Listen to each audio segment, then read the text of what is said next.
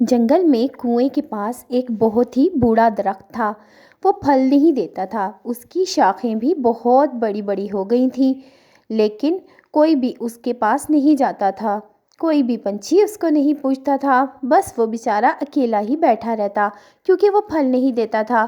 لیکن ٹونی چڑیا کی بیٹی سنہری کی اس سے بہت اچھی دوستی تھی۔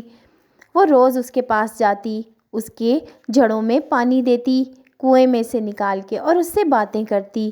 وہ پیڑ اس سے بہت خوش تھا۔ وہ کہتا کہ ایک تم ہی میری دوست ہو جو میرے پاس بغیر لالچ کے آتی ہو، حالانکہ میں پھل نہیں دے سکتا، لیکن تمہیں اس سے کوئی فرق نہیں پڑتا۔ سنہری کہتی ہے، مجھے آپ اچھے لگتے ہیں، مجھے آپ سے کوئی لالچ نہیں، مجھے آپ سے پیار ہے، اس لیے میں آپ کے پاس آتی ہوں۔ اور جو اچھے دوست ہوتے ہیں ان کو ایک دوسرے سے کوئی لالچ نہیں ہوتا، وہ بس ایک دوسرے سے پیار کرتے ہیں۔ پیڑ اس کی باتیں سن کر بہت خوش ہوتا ہے۔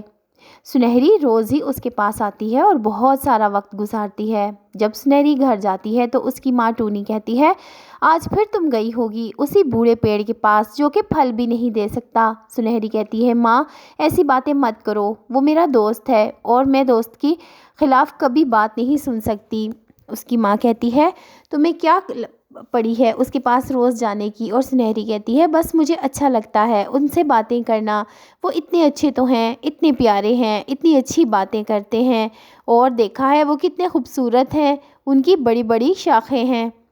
ٹونی ایسی باتیں سن کر بہت ہی غصے میں آتی ہے اور اس کو کہتی ہے، اپنی پڑھائی پر دھیان دو، تم ہر روز اسی کے پاس جا کر بیٹھ جاتی ہو۔ ٹونی کہتی ہے، وہ مجھ سے باتیں کر کے خوش ہوتے ہیں۔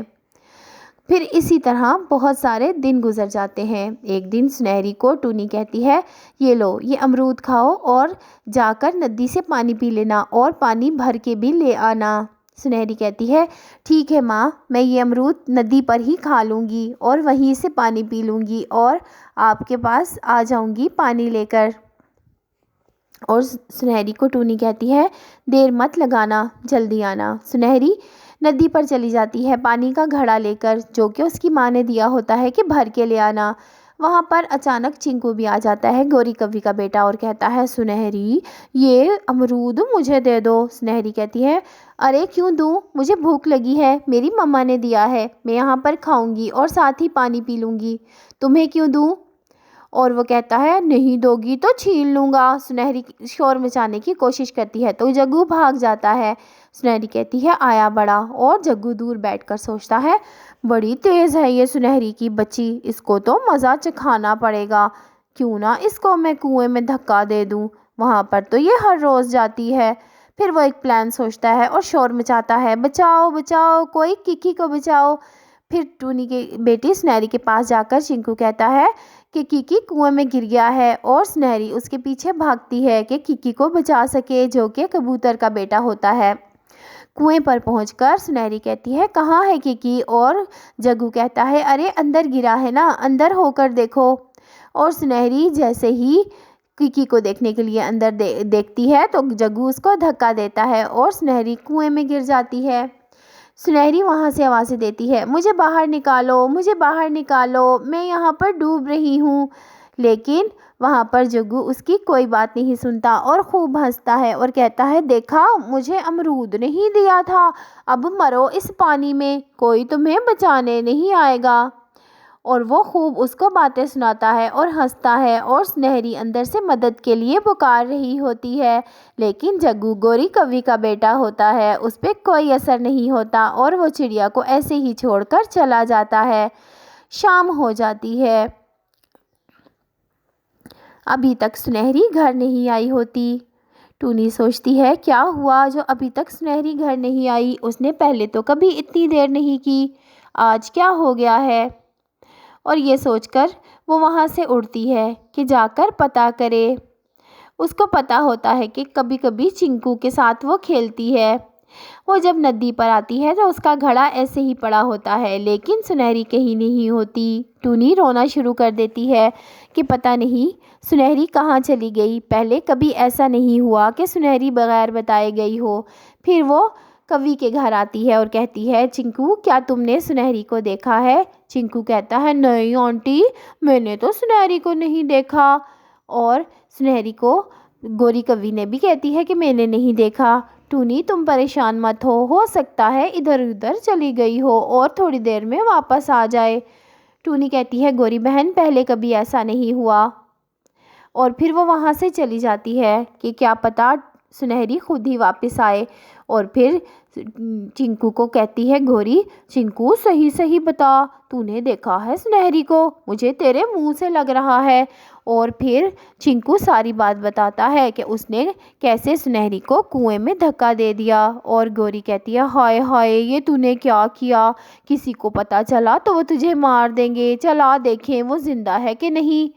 اور پھر وہاں کنویں میں جب سنہری بہت زور زور سے مدد کے لیے پکار رہی ہوتی ہے تو درخت کہتا ہے ارے یہ آوازیں کہاں سے آ رہی ہیں، لگتا ہے کوئی کنویں میں گر گیا ہے۔ پھر وہ اپنی ایک لمبی سی شاخ کو کنویں میں ڈالتا ہے۔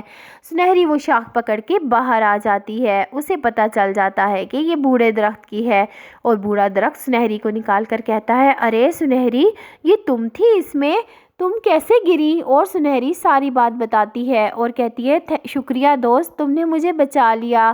اور درخت کہتا ہے اس میں شکریہ کی بات نہیں، میں کسی کو بھی بچاتا۔ اتنے میں گوری کوی اور چنکو وہاں آ جاتے ہیں اور سنہری کہتی ہے یہ دیکھو یہ اس نے مجھے گرایا تھا، اس کو سزا ملنی چاہیے، میں سب کو بتاؤں گی۔ اور سنہری کہتی ہے تو گوری کہتی ہے ارے پکڑو اسے اور مارو، یہ ساروں کو بتا دے گی، اس کو تو مارنا ہی پڑے گا۔